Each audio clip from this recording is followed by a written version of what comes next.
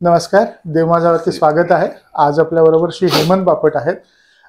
दादा आताच शेगावला जाऊन आलेले, तर त्यांना विचारलं की आपण हे कसं जायचं, तिकडे काय बघायचं. तर मी त्यांनी सांगितलं की चला आपण ह्याचा एक एपिसोड बनवूया. तर नमस्कार दादा. श्रीराम. जय गजानन.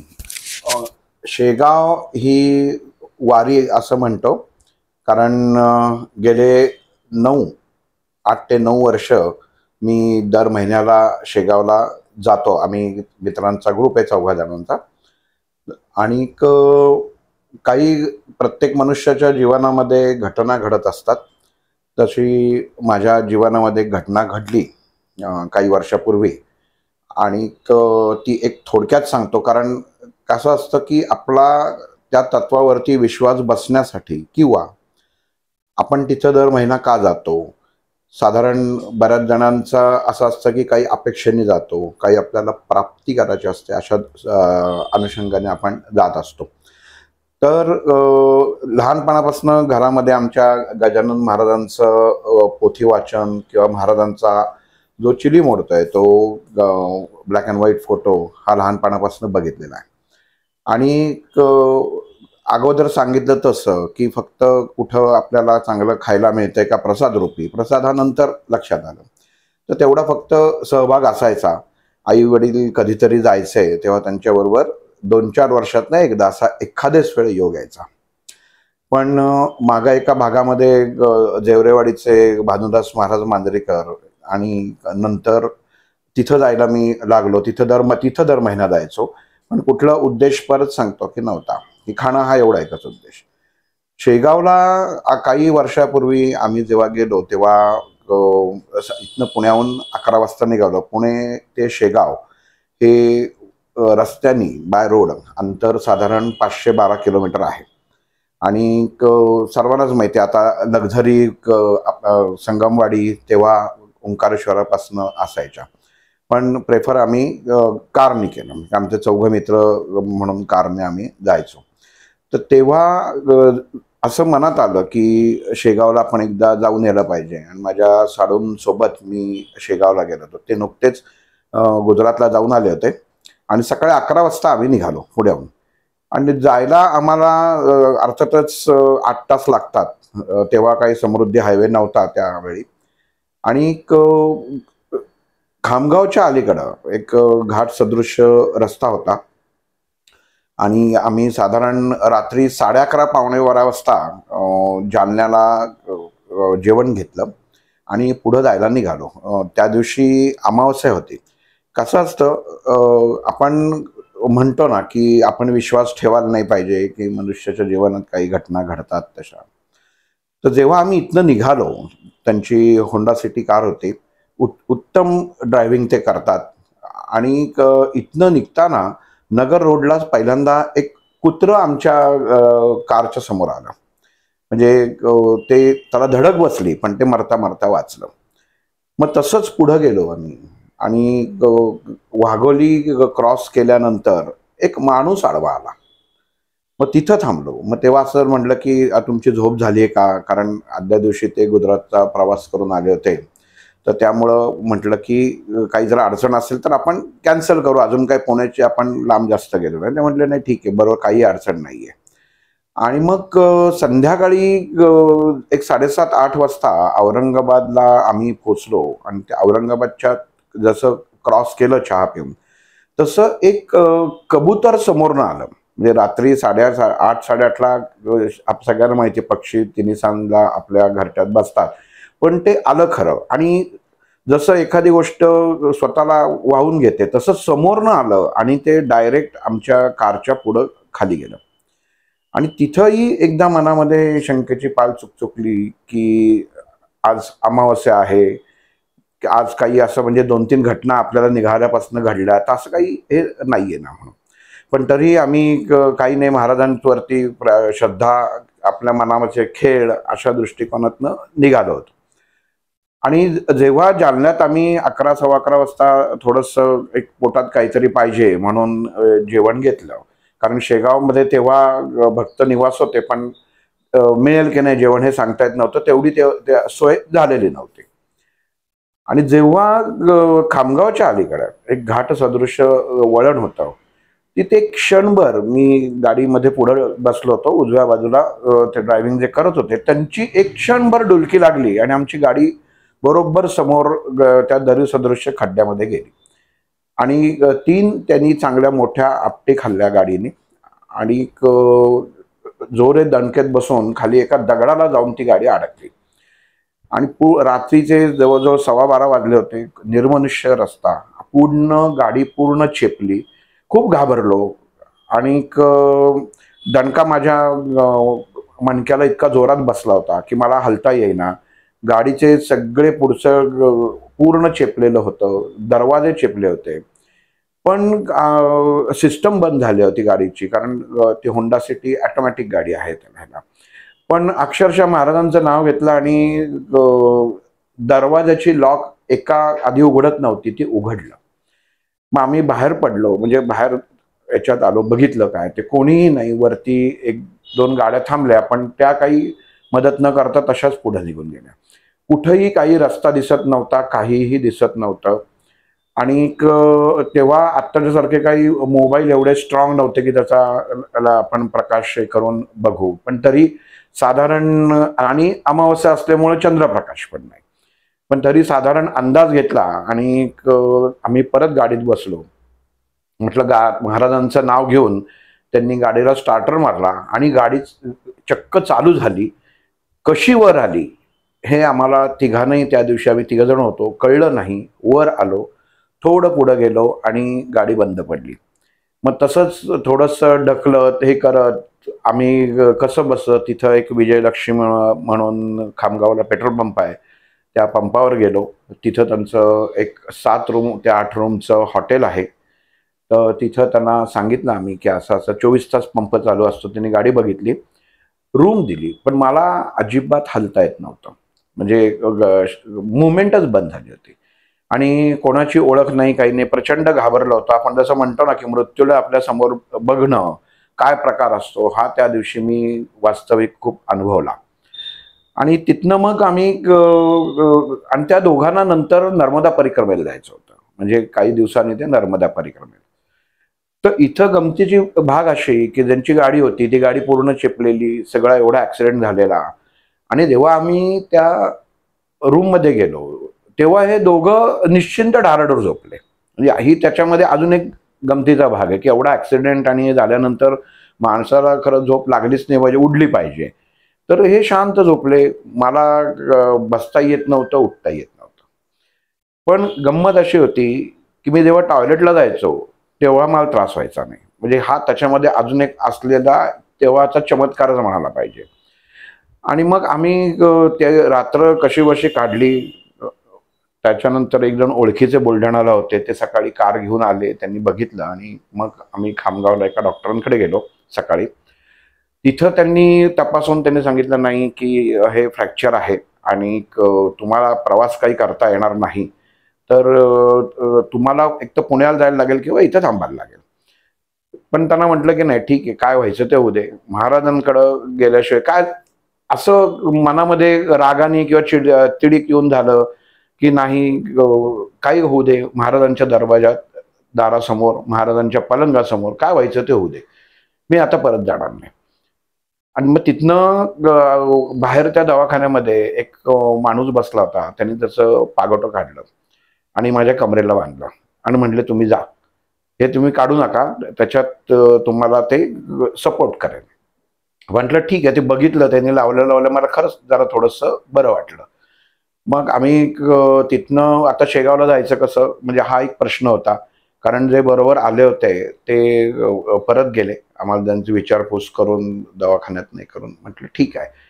तेव्हा तिथं आपल्याला सगळ्यांना माहिती ते 6 सीटर डुगडुगी गाडी येते, तर ती गाडी होती. मग ती एक गाडी आम्ही थांबवली आणि सांगितलं की इथनं शेगावपर्यंत जे काय पैसे असेल ते आम्ही तुला देऊ, दुसरं कोणाला घेऊ नको. तो म्हणला ठीक आहे. मग आम्ही त्या गाडीमध्ये बसलो. त्या गाडीमध्ये सगळ्यांनीच कधी ना कधीतरी अनुभव घेतला असेल की व्हायब्रेशन किती बसतात. पण त्याला धरून बसतो. त्याला म्हटलं एकदम सावकाश चल, अगदी 5-10च्या स्पीडने चल. पण काय, तो पानपराग गुटखा खाणारा ड्रायव्हर होता. तो थुंकाला म्हणून त्यांनी बाहेर मान काढली आणि त्याचा ॲक्सिलेटर पेळला गेला आणि पुढे स्पीड ब्रेकर होता, तिथं दणके खाल्ले. अजूनच त्रास व्हायला लागला. मग कसं बसं महाराजांच्या मंदिरा इथपर्यंत पोचलो. आणि शेगावला जे म्हातारी माणसं असतात, अपंग असतात, तर त्यांच्यासाठी वेगळी एक तिथं व्हीलचेअर ठेवलेली असते की तिथनं तुम्हाला दर्शन त्या व्यक्तींना जास्त पटकन घेता येतं. मग असा विचार केला की आपण हे घ्यावं का. पण दुसरं मन सांगत होतं नाही, ही आपली परीक्षा आहे, काय व्हायचं ते होऊ दे. आणि उन्हाळ्याचे दिवस होते त्यावेळी. त्यात उकाडा तिकडचा अतिशय प्रचंड असतो, म्हणजे ऊनच एवढं असतं. तसंच अक्षरशः रांगत म्हटलात तरी चालेल. आणि वरनं तेव्हा दर्शनाचा आता खूप बदल झाला शेगावमध्ये, तर वरनं चालत जाऊन मग खाली समाधी मंदिरमध्ये जायला लागायचं. ते तसं तिथं गेलो आणि वरती प्रसाद जिथं मिळतो तिथं साधारण आपल्याला 2 चपात्या, पोळ्या जे 2 देतात. त्याच्यानंतर 2 प्रकारच्या, एक फळभाजी, एक आमटी, एक गोड त्या दिवशी जे केलेलं असतं ते, आणि खिचडी भात असं तिथं मिळतो. आणि ते घेतलं. आता काय असतं की मला हातामध्ये काही धरवत नव्हतं, पाण्याची बाटली पण धरवत नव्हतं, म्हणजे इतकं ताण होता. आणि त्या दिवशी नेमकं जे प्रसादाचं ताट वाढलं ते त्यांनी माझ्या ताटामध्ये 4 ते 4.5 त्या पोळ्या घातल्या. बरं त्या थोड्याशा असतात जाड, आपल्याला पातळ हे खायची सवय असते त्यामुळं. आणि त्यांनी ते इतकं वाढलं, माझ्या हातात ताट असं थरथरायला लागलं. पण ते तसंच धरून जाऊन बसलो. बरं जिथं बसायचं तिथं ताट ठेवायचं टेबल आणि माझं स्टूल ह्याच्यामध्ये अंतर आहे. तिथं आपण जर गेला असालच तर त्याच्यावर ते पुढं वाकणं शक्य नव्हतं. आणि मग त्याच्यात सुद्धा ते म्हणजे बाजूच्या पंक्ती उठून चालल्या होत्या तरी माझं आपलं चालूच होतं, कारण इतक्या वेदना होत्या. आणि मग तिथनं झाल्यानंतर निघालो आणि तिथं राजेंद्र ट्रॅव्हल्स म्हणून एक ट्रॅव्हल्स आहे, अजूनही चालू आहे. पुण्याच्या पर्पल गाडीचं ते रिझर्वेशन घेतात. आता एक मध्ये सांगायचं म्हणजे शेगावला पुण्यातनं 2 गाड्या जातात, संध्याकाळी 8, 8:30ला एक असते आणि एक 9ला असते. स्लीपर कोच गाड्या आहेत पर्पलच्या, तशा खूप गाड्या आहेत संगमवाडीवरनं. तर त्यांच्या इथं गेलो आणि डॉक्टरांनी सांगितलं होतं की प्रवास काय तुम्हाला आता रेल्वे किंवा लक्झरी शिवाय जमणार नाही. आणि तेव्हा सुट्ट्या होत्या, प्रचंड गर्दी होती. तर त्यांना म्हटलं खालचं सीट आहे का, तर ते म्हणले नाही आहे सीट. म्हणून तसंच उन्हामध्ये बसलो. माझे साडू देऊळगाव राजाला ती गाडी त्यांच्या ओळखीचे टो करून द्यायला निघून गेले. आणि तिथं बसलं असताना तासा दीड तासांनी महाराजांमध्ये एकच की आता पुण्याला कसा जाणार मी, इथं सगळी कंडिशन, घरी फोन केलेला. म्हणजे एखादा प्रसंग ऍक्सिडेंटचा येतो तेव्हा माणसाच्या मनावर काय परिणाम होतो, की असं दिसलं की आता आपलं आयुष्य संपलं, इतकं तो भयानक प्रसंग होता. आणि त्याच्यामध्ये असंही नव्हतं की कोणी पटकन येईल, कारण 8 तासाचं अंतर होतं. मग तिथनं आम्ही तो ट्रॅव्हलवाला एक अर्ध्या तासाने आला आणि म्हटला की साहेब एक 7 आणि 8 नंबरचं सीट कॅन्सल झालंय, तुम्हाला देऊ का. तर म्हटलं अहो विचारता काय, द्या, खालचं सीट होतं. आणि मग तिथं महाराजांचे परत आभार मानले की महाराज तुम्ही ही काहीतरी नक्की सोय केलेली आहे, पुढचंच होतं. तर दुसरी अडचण अशी होती की गाडीत बसलं की मला टॉयलेटला लागते, म्हणजे शौचाला लागते. हा माझा एक सगळ्यात मोठा प्रॉब्लेम आहे किंवा होता, की त्यांनी खूप मोठी अडचण होती की ती पटकन मुवमेंट पण होऊ शकत नव्हती की आता काय करायचं. पण म्हटलं ठीक आहे, आता महाराजांवरती आपण सोडून देऊ. आणि 9:30 वाजता खरंच एक त्यावेळी परत हॉटेलमध्ये आलो. त्यांना सांगितलं की खामगावपासून आम्ही बसू म्हणून. हॉटेलमध्ये आलो आणि इतकं दुखायला लागलं की असं वाटलं की आता नको, आपला जीव गेलेला बरा. आणि फ्रस्ट्रेशन खूप आलं. म्हणून मग आमच्या साडूंबरोबर जे होते तर त्यांना म्हटलं एक काम करा, तुम्ही मला 5 सिगरेटी आणून द्या. ते म्हणले काय सांगता, म्हटलं सिगरेट. म्हटलं हो 5 सिगरेट आणून द्या. आणि त्या 5 सिगरेट मी तिथं ओढल्या, म्हणजे रूममध्ये, की नाही बस आता काही आपल्याला हे करायचं ना तर नाही. म्हणजे कारण किंवा हे असं कुठंच काही नव्हतं. पण त्यावेळी मनात आलं, ती गोष्ट तेव्हा केली. आणि रात्री महाराजांचं नाव घेतलं आणि गाडीत बसलो. अक्षरशः पुण्याला सकाळी 6 वाजेपर्यंत येईपर्यंत अजिबात जाग आली नाही. कळलं पण नाही की मला कुठेतरी वेदना होत आहेत. म्हणजे सकाळी स्टॉपवरती घरचे अर्थातच घ्यायला आले, कारण या सगळ्या गोष्टी ऐकल्या होत्या आदल्या दिवसापासून. तिथनं घरी गेलो. तिथनं मग येरवड्यामध्ये ऑर्थोपेडिक्स आहे त्यांच्याकडे गेलो. तो एक्सरे काढताना मला त्या टेबलावर बसता येईल, म्हणजे इतका त्रास होत होता. आणि तिथं ते म्हटले की एक 40 दिवसासाठी तुम्हाला ऍडमिट व्हायला लागणार आहे, कारण मागं फ्रॅक्चर आहे मणक्याला. तर आपण बांधून तुम्हाला ट्रॅक्शननी वगैरे आपण तुम्हाला ट्रीटमेंट देऊ, तर तुम्ही घरी सांगून वगैरे तुम्ही दुपारी या. तर म्हटलं आता ठीक आहे. आणि इतका पोटात हॉस्पिटलमध्ये ऍडमिट व्हायचं आणि 40 दिवस म्हणजे काही साधी गोष्ट नव्हती. मग परत घरी गेलो. थोडासा खूपच म्हणजे त्रास व्हायला लागला की विचारांनी की आता आपण अधू झालो. कारण सगळ्यांना माहितीये कमरेमध्ये माणूस जर कधी अडचण आली तर तो आयुष्यात उठू शकत नाही, आणि तशीच कंडिशन त्यावेळी झाली. मग तिथनं माझे डॉक्टर मित्र आहे अगरवाल म्हणून, त्यांना फोन केला. तर ते म्हणले तू ये, आपण बघू एकदा परत. पण त्यांना म्हटलं की ऑर्थोपेडिक्समध्ये जाऊन तो त्यावेळेचा लेटेस्ट एक्सरे वगैरे जो आहे तो काढला होता, त्यामुळे ते क्लिअर होतं की त्याच्यात आहे.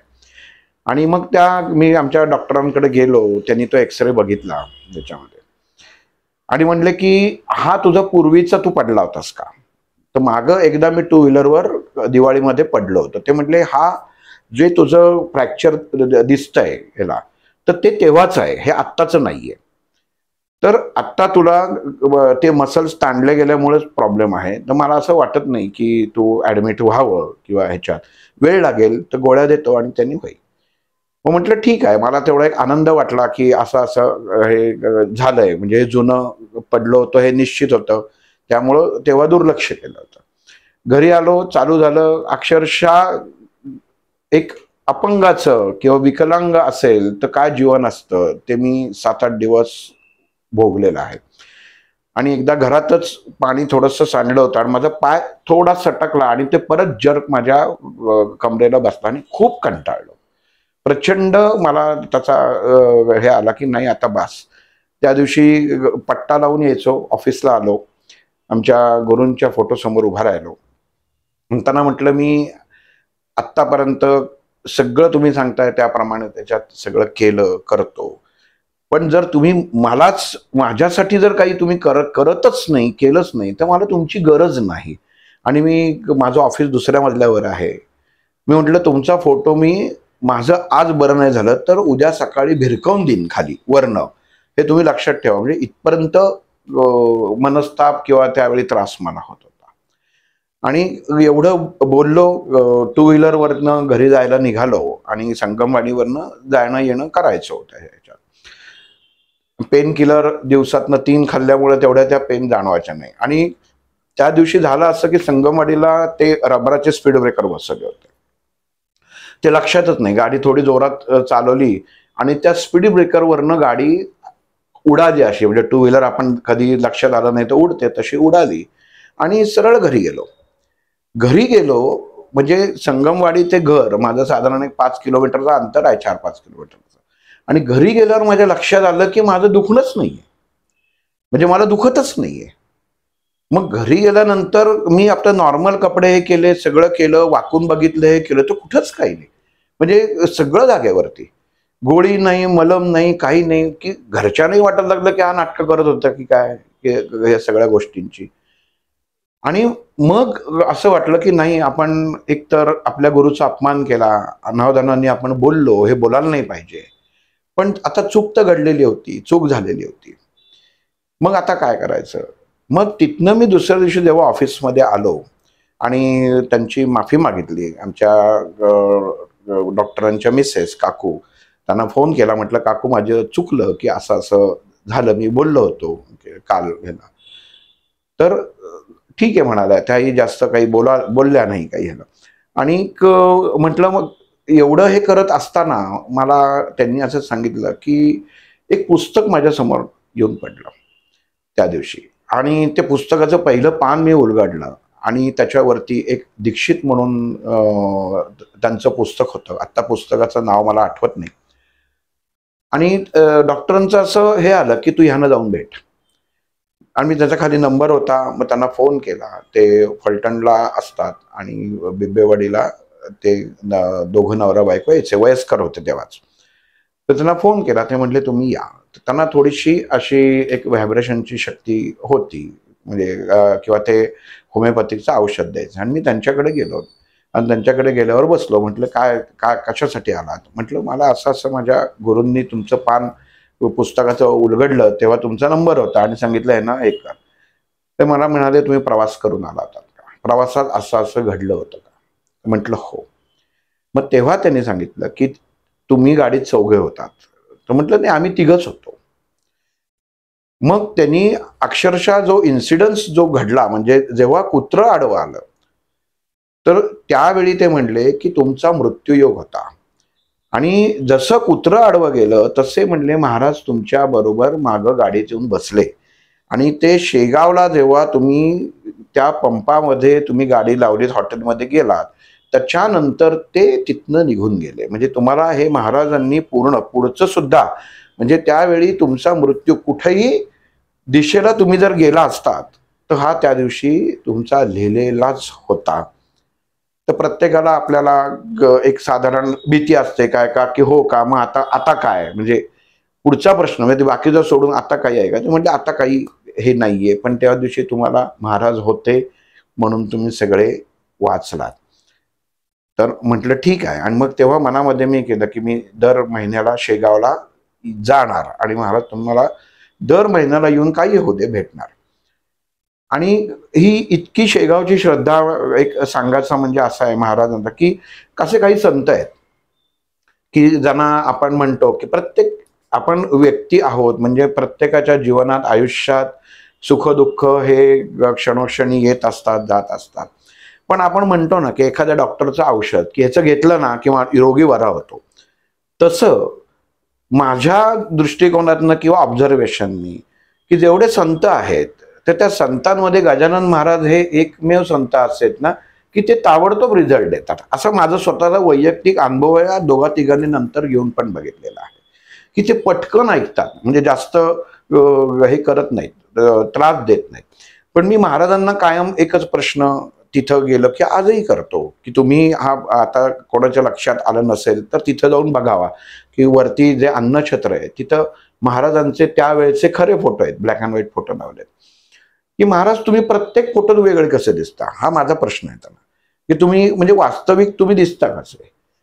आणि हा प्रश्न जे मला तो पडलेला आहे, मी खूप जणांना त्याच्यामध्ये विचारलं की अरे इथं वेगळे दिसत आहेत, इथं वेगळे दिसत आहेत, सगळीकडे सारखे दिसायला पाहिजे. तर नाही, सगळीकडे वेगळे दिसतात. तुम्ही नक्की जाऊन बघा आणि तेव्हा त्याच्यात तुम्हाला लक्षात येईल की त्यांची प्रत्येक मुद्रा किंवा त्यांचा चेहरा हा वेगवेगळा आहे.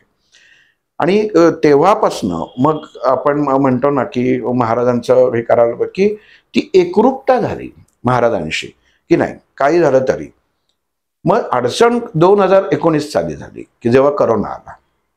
म्हटलं आता जाणार कसं, कारण तेव्हा आपल्याला डिस्ट्रिक्ट ओलांडणं आपल्याला राज्यातनं परमिशनच नव्हती एवढं की आपण जाऊच शकत नव्हतो, सगळ्यांना माहिती होतं. तर म्हटलं महाराज आता ह्याच्यातनं काय करायचं, तुम्ही मला यायची अगदी इच्छा आहे पण तुम्ही आता काय मार्ग काढाल का.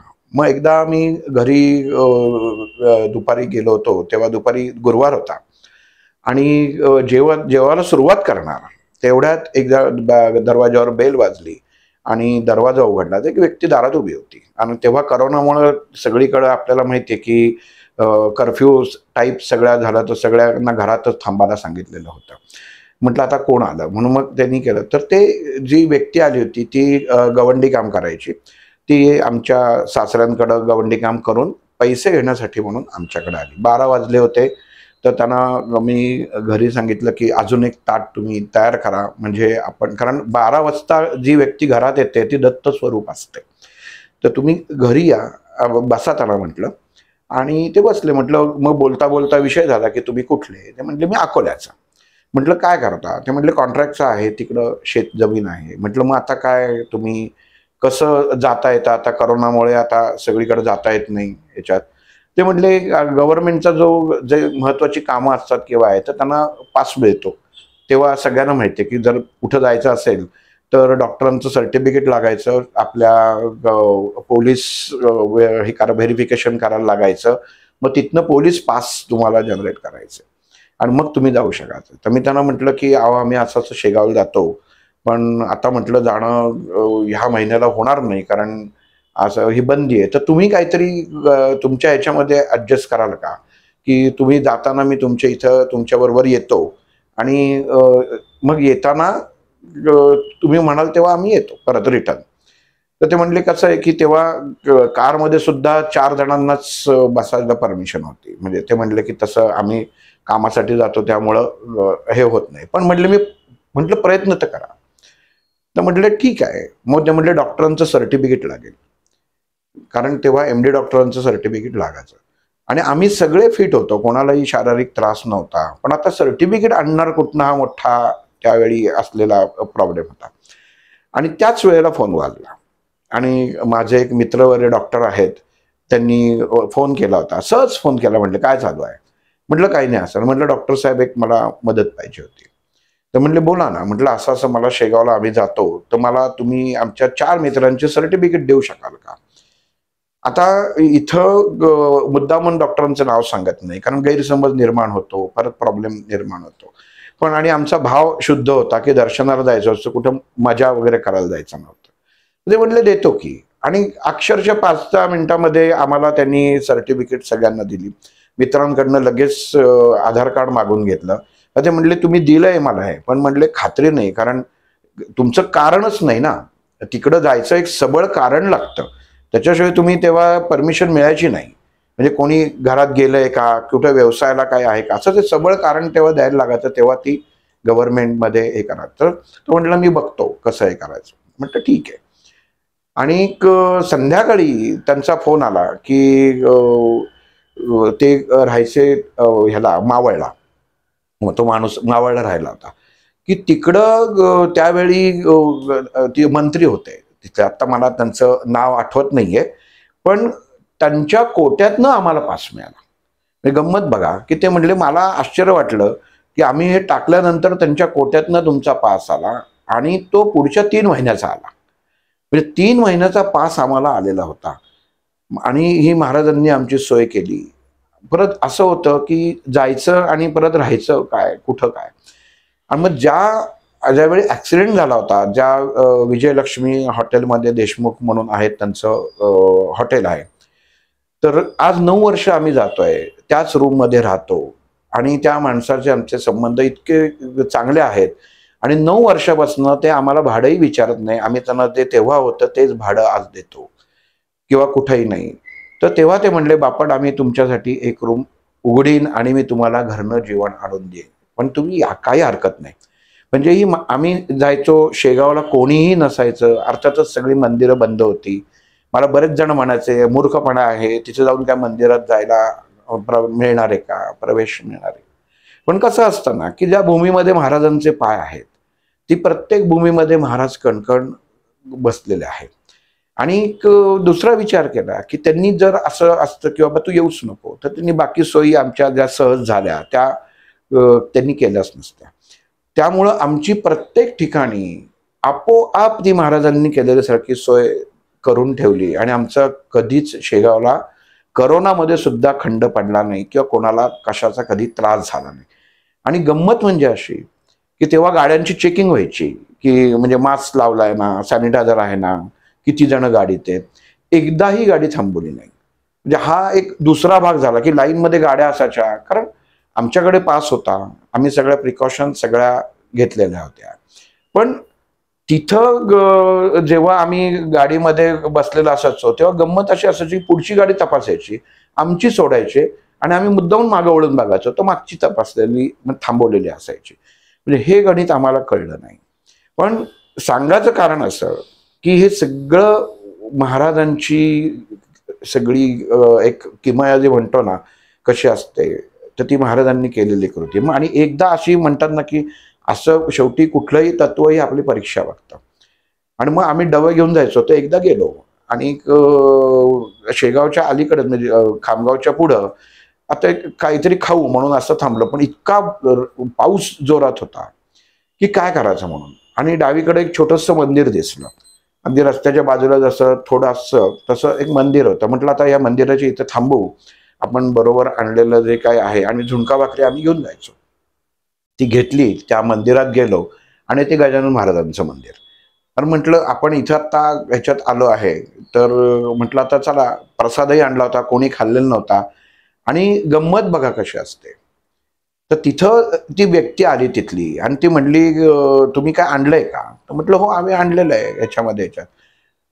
त्या दिवशी म्हणजे त्या मंदिरामध्ये महाराजांना जो भोग दाखवायचा, प्रसाद दाखवला जायचा, तर ती व्यक्ती बाहेर गावी गेली होती आणि त्या दिवशी महाराजांना कोणीही प्रसाद दाखवलेला नव्हता. म्हणजे कसं गणित परमेश्वर आपल्याकडनं करून घेतो. आणि आम्ही दोनदा डबा हे केला की अरे आपण खाऊ खाऊ, पण असं नाही अरे एवढा धीर नाही का, चौकात आलोय नीट बसून खाऊ, म्हणून कोणाच्या आम्ही म्हणजे कोणीही तो डबा खाल्लेला नव्हता. म्हणजे कारण आपण जर एखादं अन्न ग्रहण केलं तर त्याचा प्रसाद दाखवला जात नाही. मग तसं आम्ही तिथं प्रसाद दाखवला छानपैकी. आणि काय होतं, तिथं प्रसाद दाखवला आणि 2 कुत्री आली आणि कुत्री बघत होती. पण एक तेव्हाही मनुष्य स्वभाव जसा असतो तसा ते बघितलं की त्या आमच्याकडे 2-2 पोळ्या होत्या आणि एक अर्धी पोळी टाकली त्या कुत्र्याला, तर ती अजून जवळ आली. म्हणजे त्या आशेने बघत त्याच्यात होतं की आता आम्ही खाणार होतो, कारण आम्हाला नंतर परत काही खायला मिळणार नव्हतं. पण आता म्हटलं काय करायचं, ते कुत्री काय आले ना, मग थोडंसं झुणक्याचा तुकडा टाकला, तोही खाल्ला त्याने. म्हणजे कदाचित तेही श्वान भुकेलेले होते. म्हटलं आता काय करायचं, तर मग मित्र एक होता, आता म्हटलं नाही नाही त्यांना एक दगड मार, त्यांना जाऊ दे, उगाच ते लाडात नको हे करू. आणि असं आम्ही म्हणायला की त्यांना दगड मारू दे, आता हे आपण खायचं असं ठरलेलं होतं. आणि जिथं तो मित्र हातामध्ये डिश घेऊन उभा होता त्याच्या वरची पन्हळीचं काय माहिती काय झालं, पण एकदम भस्कन त्याच्यातनं पाणी पडलं, ते संबंध त्याच्या ताटामध्ये पडलं आणि सगळं ताट ओलं झालं, ती पोळी ओली झाली आणि तेच ताट ते आम्हाला तिथं त्या कुत्र्यांसमोर टाकायला लागलं आणि त्या कुत्र्यांनी खाल्लं ते. हा वास्तविक अनुभव किंवा त्याच्यामध्ये नसतं की परमेश्वर किंवा भगवंत प्रत्येकाला त्याचं दाणापाणी ठरवलेलं असतं, त्या त्या अनुषंगाने त्याला ते मिळत असतं. आणि परीक्षा ही सहजतेने गुरुतत्व किंवा हे जे आपण अवलिया असतात हे अशीच पाहतात की तुम्ही कशा प्रकारे त्यांच्या एकंदरीत वाटचालीवर तुम्ही जाताय किंवा चालताय. मग त्या दिवसापासून आपण म्हणतो ना की महाराज हे काही आम्हाला वेगळे नाही, की आम्ही शेगावला चाललोय तर काही तसं नाही. आपण एखाद्या मित्राकडे जातो तसं आमचं गणित होतं आणि आजही आहे की तिथं आम्ही ज्यांना जायचं असेल तर म्हणून एक शॉर्टमध्ये फक्त हे सांगतो की आम्ही इथनं पुण्याहून सकाळी 7:30-7 वाजता कारने निघतो.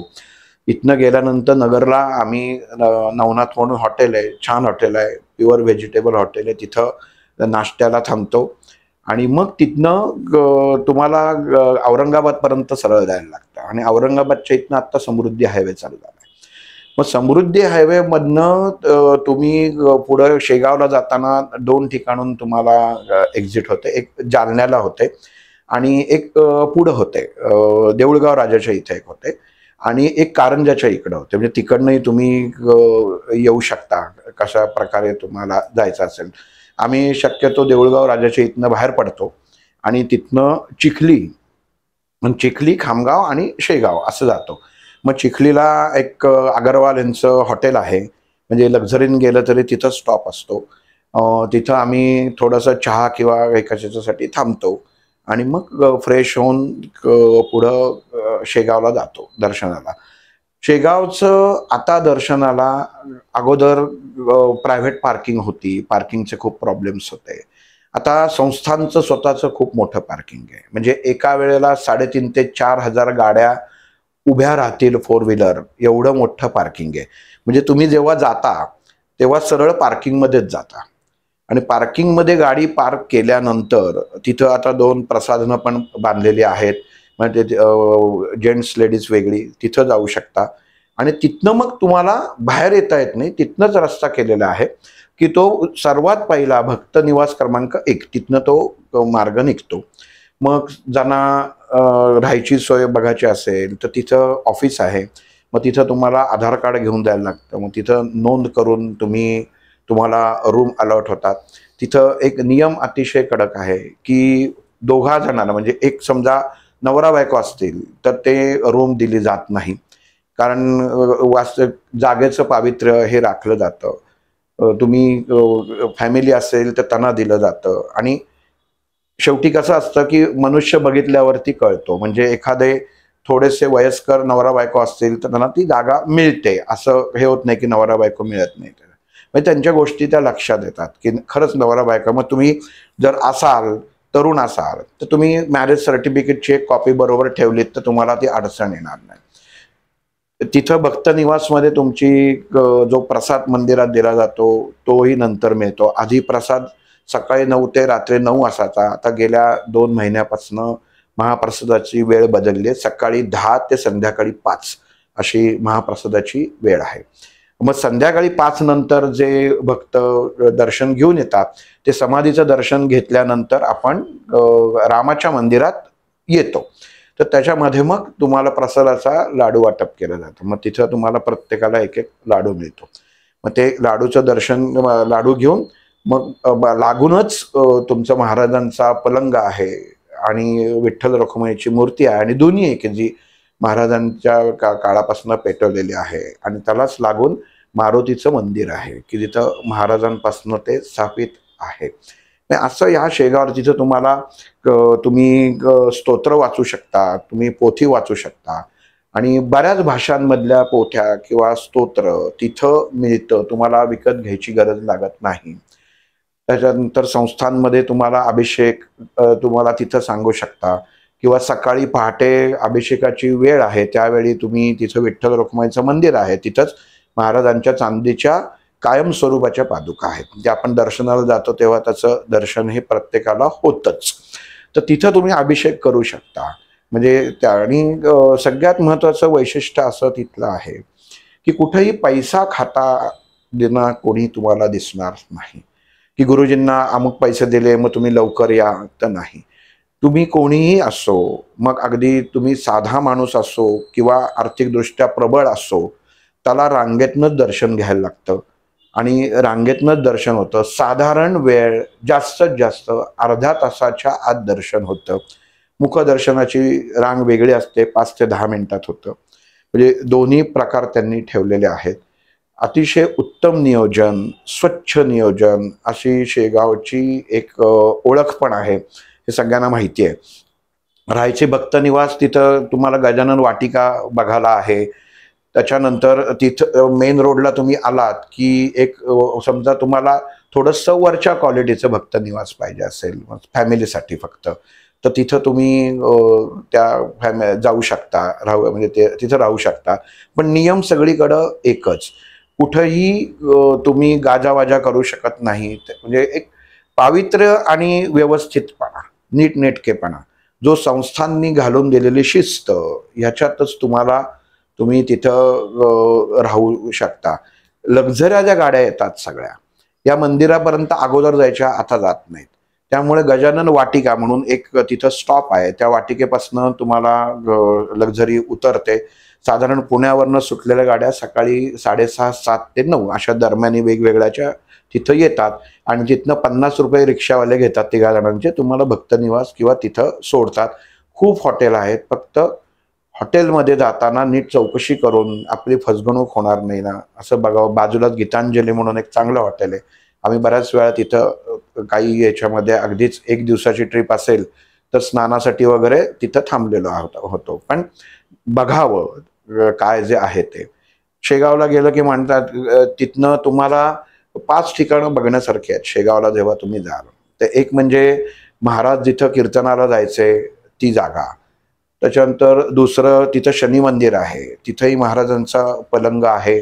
तिथं शंकराची पिंडी आहे, त्यामुळे त्याचं दर्शन उत्तम. ही सगळी ठिकाणं 4 ठिकाणं जे आहेत ही तुम्ही तिथं रिक्षावाल्याला 200 ते 300 रुपये घेतात आणि तुम्हाला ते तिथं फिरवून आणतात. ती गाड्यांनी कधीही दर्शन करू नये, कारण गल्लीतनं ती सगळी ठिकाणं आहेत. मग बंकटलाल सदन आहे. मग महाराज ज्या झाडाखाली पहिल्यांदा प्रगट झाले, दिसले शेगाववासियांना, ते झाड आणि बंकट निवास हे समोरासमोर आहे, म्हणजे ती 2 ठिकाणं एकाच ठिकाणी. शनी मंदिर तिथंच आहे आणि तिथनं थोडं एक 4 ते 5 किलोमीटर गेल्यानंतर गोमाजी पंत, म्हणजे आपण ते जिवंत पोथीमध्ये उल्लेख आहे की जिवंत पाण्याचे झरे, तर तिथं तुम्हाला ते झरे बघायला मिळतात. ते गोमाजी पंतांची समाधी आहे, उत्तम ठिकाण आहे. ज्यांना ध्यानधारणा करायची आहे त्यांनी तर नक्कीच तिथं जावं. ते थोडंसं लांब आहे, पण रिक्षाने तुम्ही जाऊ शकता किंवा तुमच्या कारनेही जाऊ शकता. मंदिराच्या पाठीमागं आहे. ही मुख्य शेगावमध्ये 5 बघाची महाराजांच्या निगडीत ठिकाणं आहेत. मग नंतर तुम्हाला जर तो मळा बघायचा असेल किंवा मग अजून झामसिंगांना दिलेल्या पादुका बघायच्या असतील तर त्या थोडंसं लांब आहे शेगावपासून. पण ह्या सर्व गोष्टी तुम्ही 2 दिवसाच्या कार्यक्रमात करू शकता. आता गव्हर्नमेंटच्या ह्यांनी पुणे शेगाव वंदे भारत चालू होणार आहे असं ऐकलं, अजून चालू झालेलं नाहीये. पण महाराष्ट्र एक्सप्रेस जाते, पण तिचं बुकिंग मिळत नाही आणि ती अगदीच नगण्य 1च मिनिटं थांबते. त्यामुळं शक्यतो आपलं स्वतःचं वाहन असेल तर तुम्ही 6-7 तासामध्ये आरामात पोहोचू शकता. तिचं थोडंसं फक्त एक्सप्रेस हायवेला लागल्यावरती तुम्हाला खाणं पिण्याचं जवळ ठेवायला लागतं, कारण अजून कुठेही मध्ये कुठलाही फूड मॉल वगैरे झालेला नाहीये, कारण अंतर बरंच आहे. त्यामुळे तुम्हाला तिथं काही खायला मिळत नाही. त्यामुळे तेवढं फक्त एक्सप्रेस हायवेला तुम्हाला तेवढं जवळ ठेवायला लागतं. पण महाराजांवरती ज्यांची भक्ती आहे किंवा शेगाव हे जे तुम्ही ऐकलं नसेल किंवा ऐकलं असेल तर अनुभूती आणि अनुभव घेण्याचं ठिकाण आहे, एवढं नक्की आहे. आणि मुळात म्हणजे कसं आहे की काही मागायलाच लागत नाही, कुठेही 1 रुपया द्यायला लागत नाही. मी हे मुद्दामून का सांगतो की काही वेळा असं होतं की माझ्याकडं तेवढं हे नाही, म्हणजे चप्पल स्टँडपासून सगळं फुकट आहे. म्हणजे तुम्हाला जर लक्झरीनी गेलात किंवा त्या पंचवटी तिचं बाग बघायची असेल तर संस्थांच्या बसेस तुम्हाला फुकटामध्ये तिथपर्यंत नेऊन सोडतात. अर्थातच तुम्हाला नियम आहेत की रांगेतच जायला लागतं, कारण ते पाणी तुम्हाला ॲरोचं मिळतं. हे सगळ्या गोष्टी संस्थांनी भक्ताला कुठेही पार्किंगला तुम्हाला 1 रुपया पण द्यायला लागत नाही. उत्तम पार्किंग, नियोजनबद्ध पार्किंग. कधीही एक आतमध्ये शिरायची जागा वेगळी आहे, बाहेरनं त्यांनी पाडायची जागा वेगळी आहे. हे मुद्दामून सांगतो एवढ्यासाठी की कुठेही ट्रॅफिक जाम त्याच्यामुळं होत नाही. तर इतकं सगळं सुंदर त्याच्यामध्ये हे आहे. बाहेरच्या माणसांचं फक्त, आणि आत तुम्ही जेव्हा जाल तेव्हा हार आणि हे घेऊन जा, पण शक्यतो कसं आहे की तिथं समाधीवरती किंवा याच्यावरती ते वाहत नाही. त्यामुळे श्रद्धा ही खूप महत्त्वाची आहे. त्यामुळे तुम्ही फक्त आतमध्ये जाऊन महाराजांचं दर्शन घेण्यासाठी जा तिथं ह्याला. आणि नक्कीच शेगावचं खूपच महत्त्व आहे. जाताना चप्पल जेव्हा काढाल तिथनं पहिल्यांदा नागाचं मंदिर आहे, त्याचं दर्शन घेऊन मग पुढे जायला लागतं. उत्तम नियोजनाचं सगळ्यात मोठं उदाहरण, स्वच्छ, की जिथं 1 रुपयाचाही गैरव्यवहार होत नाही, ते म्हणजे शेगाव संस्थान आहे. अगदी 11 रुपयापासून तुम्ही अभिषेकाचं हे देऊ शकता. तुम्हाला प्रसाद तिथं लगेच विभूती आणि प्रसाद मिळतो. कोणीही एकही जण तुमच्याकडनं पैसे मागणार नाही. तसंच आता ह्या जसं प्रायव्हेट आहे तसंच आपल्या शिवाजीनगरपासनं पुणे शेगाव सकाळी एक एसटी आहे आणि संध्याकाळी पण एसटी आहे. सकाळी माझ्या मते 8:20ला आहे, नक्की नाही पण 8:20ला सकाळी आहे आणि संध्याकाळी त्याच वेळेला आहे. म्हणजे सकाळची एसटी संध्याकाळी पोचते आणि संध्याकाळची एसटी पहाटे पोचते. म्हणजे एसटीने पण तुम्ही जाऊ शकता. स्लीपर कोच नाही आहे पण एसटी आहे शिवशाही. तर शेगावचा अनुभव नक्कीच तुम्ही सगळ्यांनी, महाराजांचं खूपच अनुभव घेतल्याशिवाय ते कळणार नाही. मग आणि कधीच पहिल्यांदा सांगितलं की महाराजांना तुम्ही वेगळं करूच नका. ही महाराज म्हणजे तुमचे आपले आजोबा वगैरे असतात ना, असाच तो सगळा विषय आहे की तुम्ही गेल्यावर काय महाराज तुम्ही मला हे द्यावं, मला तुम्ही असं करावं. म्हणजे आम्हाला असं हेच नाही, म्हणजे आम्ही हक्काने मागतो की महाराज आज आम्हाला हे पाहिजे, की ते महाराज देतात, की महाराज आम्हाला असं पाहिजे तर ते देतं. म्हणजे ही आम्हालाही असं वाटत नाही की आम्ही कुठल्या तरी संस्थानला किंवा एखाद्या म्हणजे संतांच्या ठिकाणी भूमीत आम्ही त्यांचं दर्शन घ्यायला आलो नाही. आम्हाला असं वाटतं की बाबा मी दर महिन्याला आमच्या आजोबांना भेटायला आलोय. आणि शेगावचं जेव्हा तुम्ही दर्शन घ्याल तेव्हा शेगाव ते पुणे किंवा शेगावहून दुसरीकडे जाताना रात्रीच्या गाड्या असतात. दर्शन घेतल्यानंतर शेगावचं सगळ्यात अजून एक महत्त्वाचं म्हणजे एक खाद्यसंस्कृतीप्रमाणे कचोरी शेगावची प्रसिद्ध आहे, सगळ्यांना माहिती आहे. तर तिथं शर्मा म्हणून आहेत, त्यांची 2 दुकानं आहेत. तर तिथं जाऊन तुम्ही त्या घेऊ शकता. तुम्हाला जर घरी पोथी न्यायची असेल तर तिथं तुम्हाला पुस्तक विभाग मंदिराच्या आवारातच आहे, तर तुम्ही त्या घेऊ शकता. अतिशय नगण्य किमतीमध्ये आहेत. आणि कसं आहे की फोटो वेगळे विकत घेऊ नका, कारण जेव्हा तुम्ही अभिषेकाला पैसे देता तेव्हा त्या अभिषेकाच्या प्रसादाबरोबर महाराजांची एक प्रतिमा ही येतेच. त्यामुळं वेगळं हे देऊ नका. अजून एक गोष्ट सांगतो की समजा आपण प्रत्येकाच्या ऐच्छिक किंवा जसं आपल्याला परवडेल तसं आपण अभिषेकाचं दान किंवा हे करत असतो. 501 रुपये दिले तर जेव्हा तुम्ही ती पावती कराल तर तेव्हा त्यांना तुमच्याकडे जर प्रतिमा महाराजांची असेल तर त्यांना सांगा की माझ्याकडे प्रतिमा आहे, मग ते वस्त्र तुम्हाला देतात. म्हणजे अशा 2-3 गोष्टीचं त्याच्यामध्ये तुम्हाला मागाची गरज नसते, पण काय होतं मग घरात येऊन पडून राहतं, मग आपण कोणाला देत नाही त्यामुळं तिथं असं एक आहे. आणि मग कोथरूडचे जे आहे तिथं गजानन महाराजांचं मंदिर आहे. बरेच जण आता माझ्याबरोबर मित्र जे येतात त्यांना जे प्रतिमा महाराजांच्या मिळतात मग ते त्यांच्याकडे नेऊन देतात की कोण भक्त तिथं आला तर त्यांना ते देण्यासाठी. आणि शक्यतो शेगावला जाताना तुम्ही जर सोमवार ते शुक्रवारच्या जर मध्ये गेलात तर तुमचं दर्शन इतर वेळी सुद्धा सुंदर होतंच, पण तेव्हा लवकर होतं. आरती शेगावला सायंकाळी आरती म्हणजे अशी एक फिक्स वेळ नसते. ज्यावेळी जसं आपण उन्हाळा पावसाळा हिवाळा जसं सूर्यास्त जसा असतो तर सूर्यास्ताला आरती होते. सकाळी एक आरती होते. आणि जेव्हा तुम्ही आरतीसाठी तिथं त्या आवारात असता तेव्हा तुम्हाला एक पत्रक दिलं जातं म्हणजे प्लास्टिकचं ह्याच्यामध्ये, त्याच्यात त्या दिवशीची किंवा त्या वेळची ज्या आरत्या म्हणायच्या आहेत त्या सगळ्या दिलेल्या असतात. आतमध्ये सगळे स्क्रीन लावलेले आहेत, त्यामुळे तुम्ही त्याच्यावर महाराजांचं समाधीचं सरळ दर्शन तुम्हाला होतं. आणि मग तुम्ही आपण त्यांच्याबरोबरच आरती म्हणू शकतो. याला आधी तिथं फोटो काढायला परमिशन होती, आता फोटो काढायला बंदी आहे. त्यामुळं एक लक्षात ठेवायचं की फोटो काढायच्या ह्याच्यामध्ये जाऊ नये.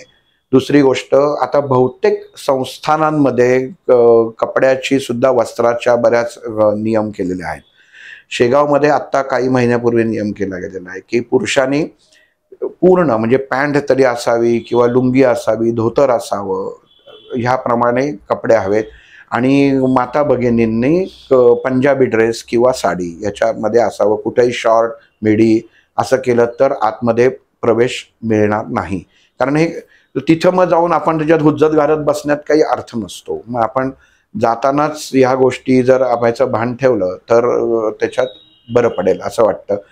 भक्तनिवासमध्ये खूप भक्तनिवास 7 ते 8 आहेत, त्यामुळे कुठं ना कुठं तरी जागा मिळते. आपल्याला सहज सवय असते की गेल्या गेल्या मला मिळालं पाहिजे, तर नाही, थोडंसं आपल्याला एक 15-20 मिनटं काढायला लागतात. तर तुम्ही त्याच्यात करा. ग्रुप असेल तुमचा तर तसं तुम्हाला भक्तनिवास वाटिकेपाशी आहे, तिथं तुम्ही जाऊ शकता.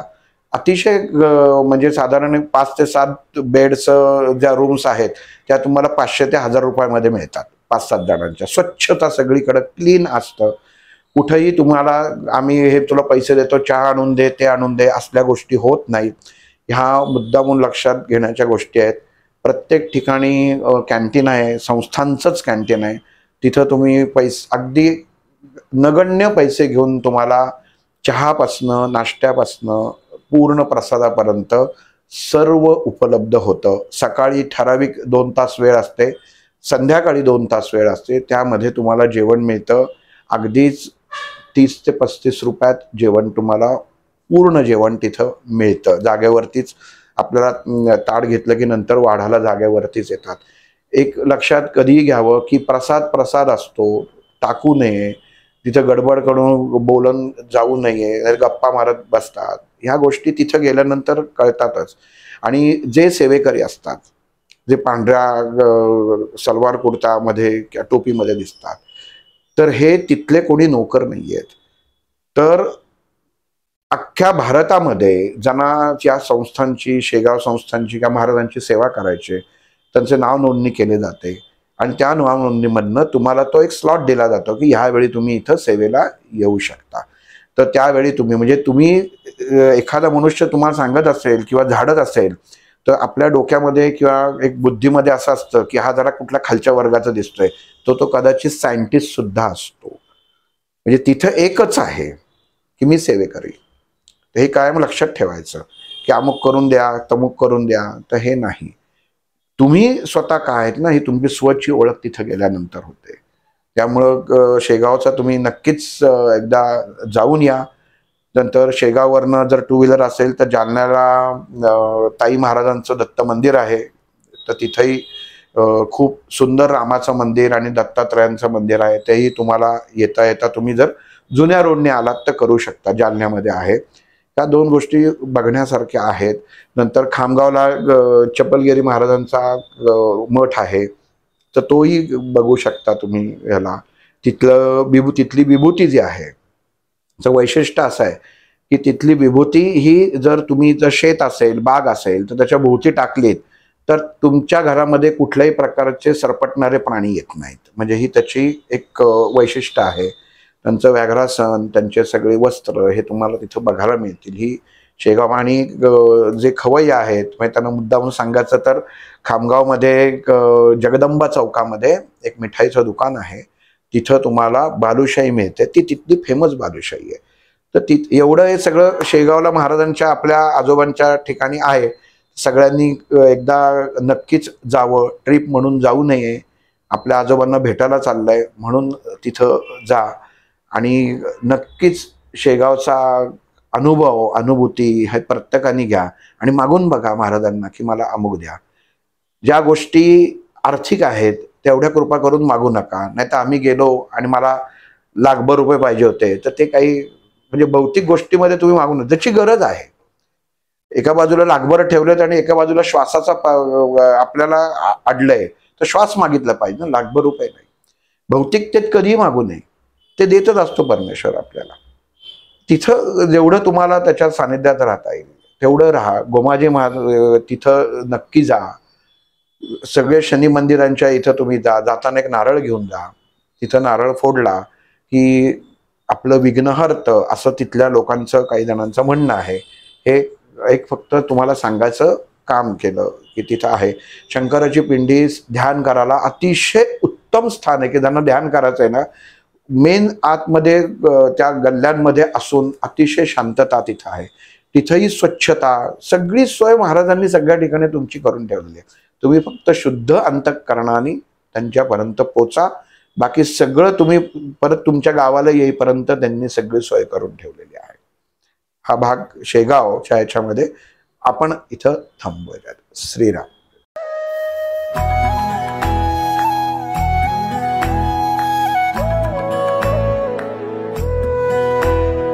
अध्यात्मावर अशीच माहिती मिळवण्यासाठी देव माझा चॅनलला सबस्क्राईब करा.